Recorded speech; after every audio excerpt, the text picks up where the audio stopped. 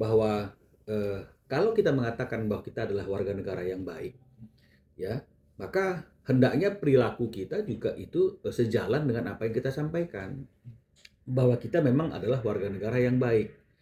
Nah, salah satu ciri warga negara yang baik itu adalah warga negara yang mentaati hukum, ya. Nah, hukum yang ditaati itu kan nggak boleh pilih-pilih juga, kan begitu ya. Artinya nggak mungkin mana yang kita rasa cocok dengan kita ikutin, mana yang kita rasa tidak sesuai dengan keinginan kita tidak ikutin. Itu bukanlah ciri dari warga negara yang baik, ya, warga negara yang taat hukum. Nah, jadi saya juga ingin mengingatkan bahwa eh, perjanjian yang dibuat oleh para pihak yang membuatnya itu secara aturan hukum juga mengikat bagi para pihak yang membuatnya berlaku seperti undang-undang gitu loh. Ini sesuai dengan ajas Pacta Sunt Servanda gitu loh. Jadi kalau misalnya kemudian kita warga negara yang baik, warga negara yang taat hukum, maka semua hukum harus kita jalankan dan laksanakan, jangan pilih-pilih, termasuk di dalamnya adalah kesepakatan yang kita buat dengan pihak lain yang dituangkan dalam suatu perjanjian, karena ada Pacta Sunt Servanda tadi itu, ajas Pacta Sunt Servanda itu bahwa perjanjian yang dibuat oleh para pihak mengikat dan berlaku seperti undang-undang bagi para pihak yang membuatnya.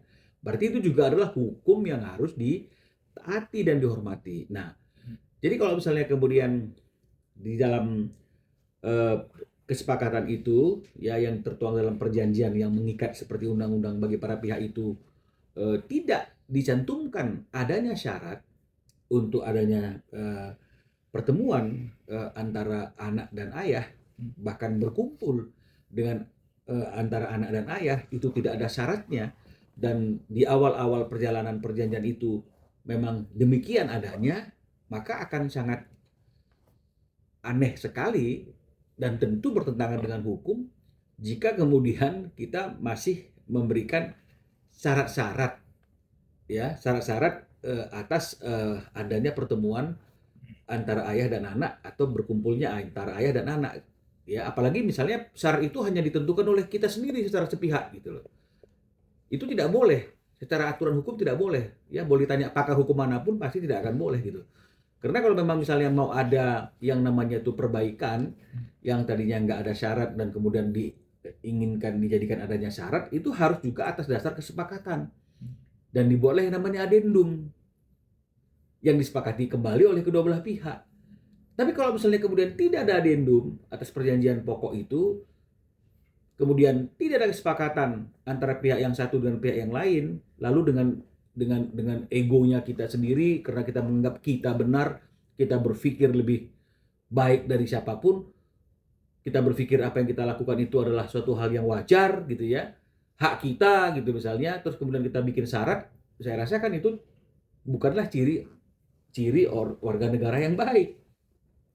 Ya, jadi hanya itu yang ingin saya sampaikan dalam postingan tersebut, dan memang saya teringat juga gitu bagaimana Ruben ngomong di dalam hari jadinya, ya, yang satu tahun sekali orang memperingati hari jadinya kan begitu ya. Dia juga inginlah artinya itu menghabiskan apa namanya itu peringatan hari jadinya, masa-masa yang bahagia itu dihadiri oleh anak-anaknya kan begitu ya. Tapi ternyata ini juga tidak bisa terrealisasi karena syarat tadi itu. Syarat yang memang tidak diwajibkan, tidak diatur, dan itu bukanlah satu konsekuensi dalam suatu pertemuan yang diatur dalam Matra 39. Apapun alasannya hari ini, sepanjang belum ada perubahan yang namanya adendum, kita tidak boleh secara sepihak untuk menentukan syarat dengan pertimbangan apapun. Jadi itu memang harus ada yang namanya renegosiasi ulang dalam satu kesepakatan baru yang dituangkan dalam sebuah adendum kan begitu. Jadi ini yang saya sorotin, ya, ini yang saya sorotin, kenapa harus ada syarat gitu loh misalnya. Nah, artinya kalau memang mengizinkan ya izin. Oke, anak-anak saya kirim misalnya dengan susternya gitu misalnya, ya, untuk menghadiri perayaan itu. Nanti misalnya kalau memang misalnya belum bisa nginep misalnya, ya akan balik lagi dengan supir. Itu akan lebih bagus daripada misalnya oke tapi ada syaratnya. Nah, makanya saya katakan gitu loh bahwa mengizinkan dengan syarat itu adalah kata lain dari tidak mengizinkan. Ya, saya kira semua ahli bahasa pasti setuju ya. Hmm. Kalau izin ya izin gitu loh. Tapi kalau mengizinkan dengan syarat, berarti itu adalah kata lain dari tidak mengizinkan. Jadi kita jangan berdebat lagi, misalnya mana buktinya, mana ininya. Ini kita retorika. Saya lelah yang seperti itu. Ya kita harus ngomong itu ya secara fakta apa adanya aja gitu loh. Tapi emang syaratnya apa sih Bang kalau boleh tahu sampai akhirnya? Nggak bisa kami ungkapkan dalam hal seperti ini karena artinya kan itu biarlah menjadi rahasia dari antara para prinsipal, antara S dengan Ruben saja gitu artinya. Karena kalau nanti misalnya kita bisa syaratnya, kita ngomong syaratnya, nanti fokusnya bukan mengenai masalah aturan pokoknya. Kita akan bias membahas masalah syaratnya dan kemudian akan jadi goreng-gorengan lagi dan ada pro kontra lagi. Jadi makanya saya tidak mau bicara tentang syaratnya. Tapi yang penting secara hukum, perjanjian yang tidak mensyaratkan sesuatu tidak boleh dijalankan dengan meminta syarat tertentu. Ya. Karena dengan adanya permintaan syarat tertentu itu artinya kata lain dari tidak mengizinkan. Perasaan tapi dari awal tuh Ruben udah minta ke pihak sana untuk anak-anaknya ikut. Sudah pasti. Ya, sudah pasti artinya ada satu komunikasi. Ruben ingin di hari jadinya yang akan dirayakan 1 tahun sekali itu anak-anak ada. Ya, tapi kemudian oke gitu ya. Di depannya seperti itu, oke gitu, mungkin sama sus gitu ya, mungkin saya juga ikut gitu, tapi ada syaratnya. Jadi itu yang saya katakan bahwa kita nggak bisa membuat syarat sendiri, sementara dalam kesepakatan yang sudah tertuang dalam perjanjian dan menurut ajas Pacta Sunt Servanda, perjanjian yang dibuat itu kan mengikat layaknya undang-undang gitu loh. Jadi artinya nggak bisa kita bikin syarat sendiri tanpa disepakati oleh pihak yang lain gitu loh. Dan kalau memang pihak yang lain itu sepakat, maka perjanjian itu juga harus diadendum. Karena kalau nggak diadendum kan nggak ada perubahannya. Undang-undang kan juga begitu. Kalau undang-undang itu dianggap sudah tidak lagi mewakili apa yang menjadi aspirasi masyarakat dan tidak lagi bisa mengatur ketertiban seperti apa yang diinginkan oleh undang-undang itu kan, makanya akan direvisi undang-undangnya di DPR kan gitu. Ada perbaikan, ada perubahan kan begitu. Jadi ini kan maunya kan tidak ada revisi, tidak ada kesepakatan baru yang diperbaiki, nggak ada adendum. Dia menentukan sendiri menurut kacamatanya sendiri. Ini kan yang nggak boleh. Ini yang nggak boleh. Berarti akhirnya kemarin di Instagram story itu Ruben masang foto sama 2 anak perempuannya tapi pakai AI Bang. Prihatin nggak sih maksudnya? Dia di hari bahagianya berharap orang yang punya perasaan pasti akan prihatin. Ya, orang yang punya perasaan pasti akan prihatin bahwa keinginan seorang ayah untuk bersama dengan anaknya di hari jadinya pun itu tidak terrealisasi karena ada hal-hal yang tidak seharusnya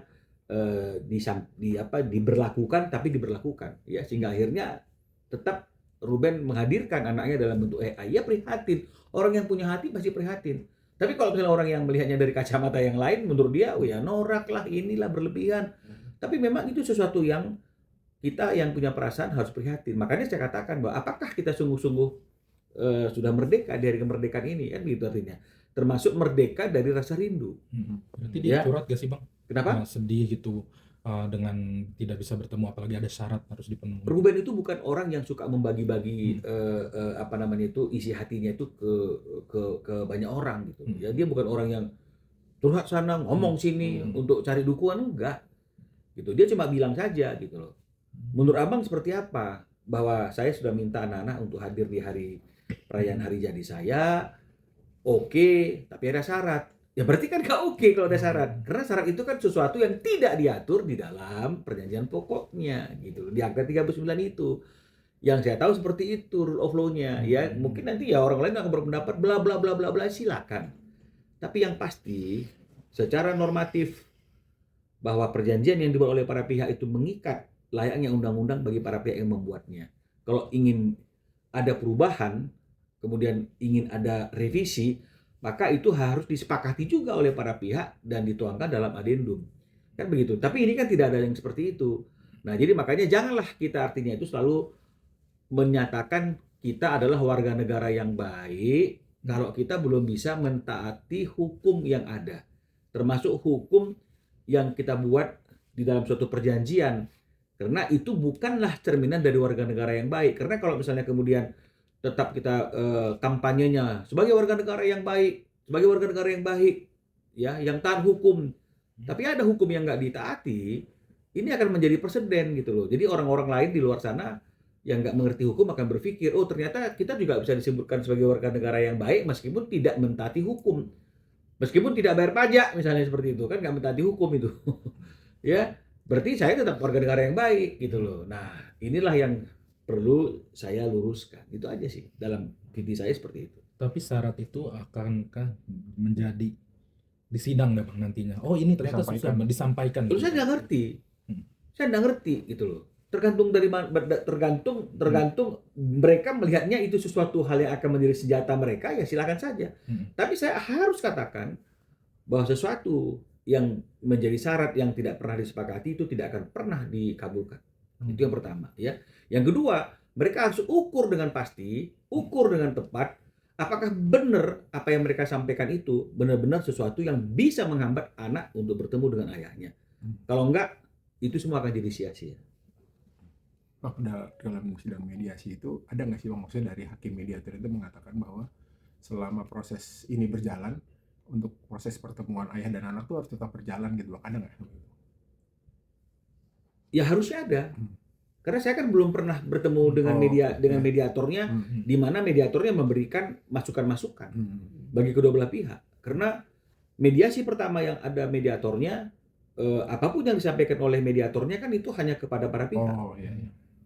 Berarti kan saya sok tahu. Kalau kemudian saya menerangkan sesuatu dari mediator, sementara saya tidak mendengar sendiri. Ya apa yang disampaikan oleh mediator, arahan-arahan kepada masing-masing prinsipal. Tapi lazimnya ada Bang, ketika itu ada di ya artinya kan begini, ya seharusnya kalau kita bicara idealnya kan ini kan masalah gugatan hak asuh anak. Ya materinya satu karena ayah tidak bisa bertemu dengan anaknya. Ya kedua eksploitasi anak kan begitu ya. Kemudian ada beberapa hal lagi dalam materi gugatan itu. Tentu sebagai mediator, ya dia akan menjembatani. Kenapa kok nggak diberikan? Kan begitu. Betul kan? Sementara Anda sudah bikin kesepakatan. Dan kesepakatan itu mengikat bagi para pihak kan. Seyogianya kan seperti itu kalau namanya juga ini hak asuh anak. Biarkanlah ada quality time antara anak dengan ayahnya. Kan begitu artinya. Itu seharusnya ada yang seperti itu. Tapi apakah ada apa tidak ya? Hanya para prinsipal yang tahu. Jadi makanya kalau misalnya kemudian ada rekan kuasa hukum yang dia tahu apa yang dibicarakan oleh mediatornya sementara dia tidak ada di dalamnya, ya saya kagum juga gitu loh. Sementara Abang pengacara aja nggak tahu. Saya aja nggak tahu karena begini, kalau saya tidak dengar langsung, kan bisa saja klien saya itu, Ruben Onsu itu menjelaskan sesuatu yang berbeda maksud dari apa yang disampaikan oleh mediator. Betul ya? Ini kan berbahaya kalau misalnya kemudian prinsipalnya menangkapnya lain dari mediator, disampaikan ke saya menangkapnya lain lagi, kemudian saya publish, ini kan bisa berbahaya. Jadi itulah mungkin maksud daripada mediator itu pada waktu kita dipanggil lagi masuk ke dalam, dia tidak mau sampaikan apa yang menjadi isi ujangannya kepada masing-masing pihak, dia peringatkan kami agar tidak bocor ke publik apa yang menjadi pembicaraan yang terjadi antara dia dengan prinsipal. Ya, meskipun nanti kemungkinan prinsipalnya akan ngomong masing-masing kepada kuasa hukum. Dan kami memegang teguh hal itu sehingga sampai hari ini kami tidak pernah bicara apapun. Kan begitu. Itulah ciri dari warga negara yang baik, yang taat akan aturan. Ya, bukan yang selalu hadir dalam persidangan meskipun kita tahu hari itu nggak akan ada sidang karena rekan kita sudah membuat surat secara formal kepada pengadilan bahwa dia tidak bisa hadir dan menunda sidangnya untuk minggu selanjutnya dan sudah memberi informasi juga kepada kita tentang hal itu kan begitu ya. Jadi jangan dikira warga negara yang taat hukum itu warga negara yang hadir sidang meskipun sidangnya nggak ada gitu loh misalnya. Perihal besok sidang mungkin